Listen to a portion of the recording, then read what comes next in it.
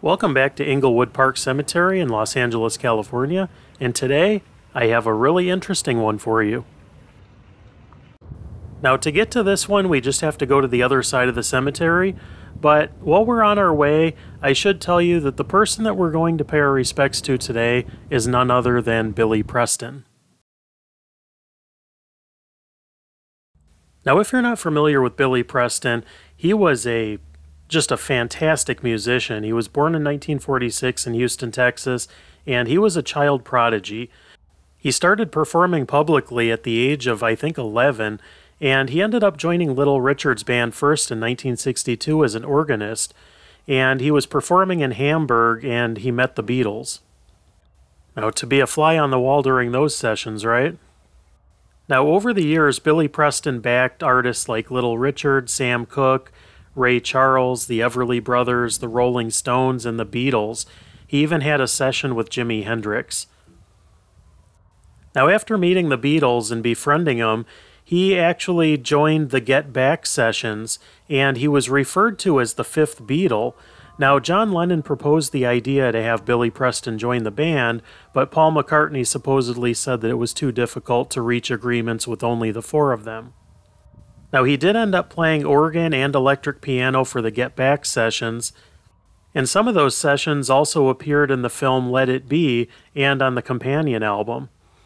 Now, Get Back was credited to the Beatles with Billy Preston, and he was the only artist that was ever credited as a co-performer with the Beatles. And he also contributed in a more limited capacity in the Abbey Road album. Now, after the Beatles split up, Billy Preston also worked on solo albums with John Lennon, Ringo, and George Harrison. Now, he and George Harrison were great friends up until George Harrison's death, and he actually performed at George Harrison's memorial.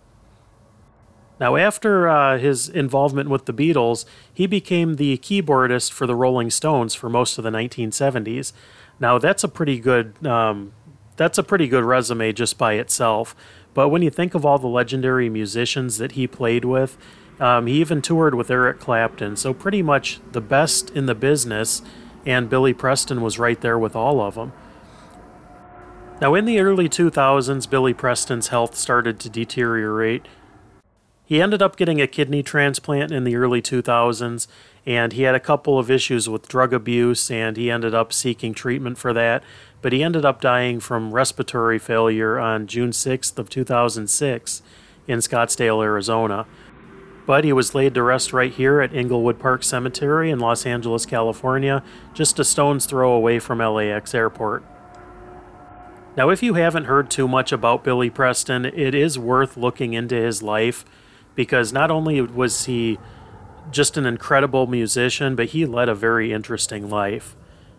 Now, there will be a lot more from this cemetery and many others in the Los Angeles area coming up very soon. But that's all I have for today, so thank you so much for watching, and we'll catch you on the next video.